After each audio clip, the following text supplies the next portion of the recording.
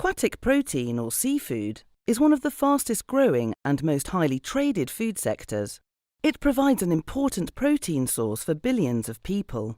We have reached a point where fishing and the farming of fish, aquaculture from our rivers, lakes and seas, both contribute half of the global seafood supply.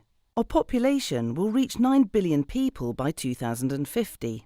With an increasing and ageing population comes increasing demand for food and resources, and shifts in the types of food needed.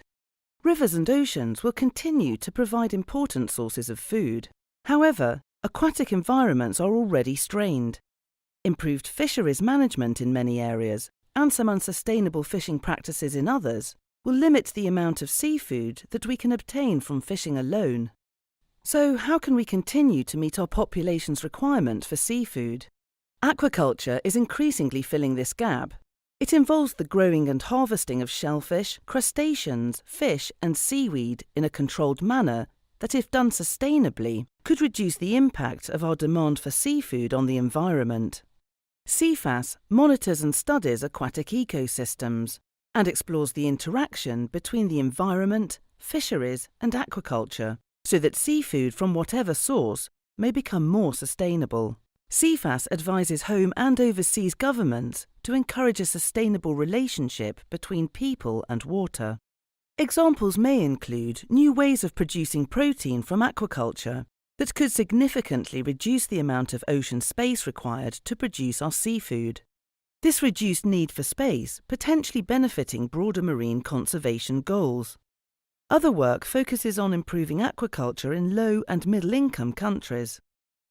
Achieving sustainable aquaculture here is important for both their national prosperity and for feeding the world.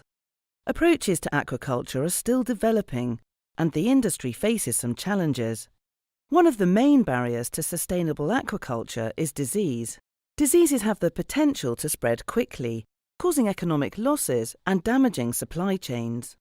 Minimizing the impact of the disease brings us closer to realizing sustainable production from this sector. Due to a lack of data and research, the current scale of the impacts of disease on global aquaculture is thought to be large but unknown. It is imperative that the government, industry, and academics work collaboratively to determine the extent of these impacts. Cefas are a global leader in aquatic animal health and are designated a collaborating centre in this area by the OIE. As a global centre of excellence, we work with our partners on some of the most pressing sustainability issues facing the aquaculture industry.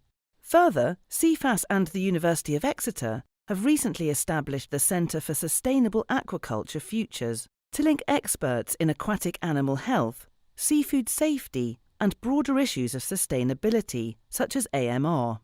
By improving the health and safety of consuming seafood, we will help remove one of the key barriers preventing sustainable production from this sector. Aquaculture is the future of seafood production. We must now work collaboratively to support enhanced, sustainable production from the industry. The benefits to people and the environment could be great.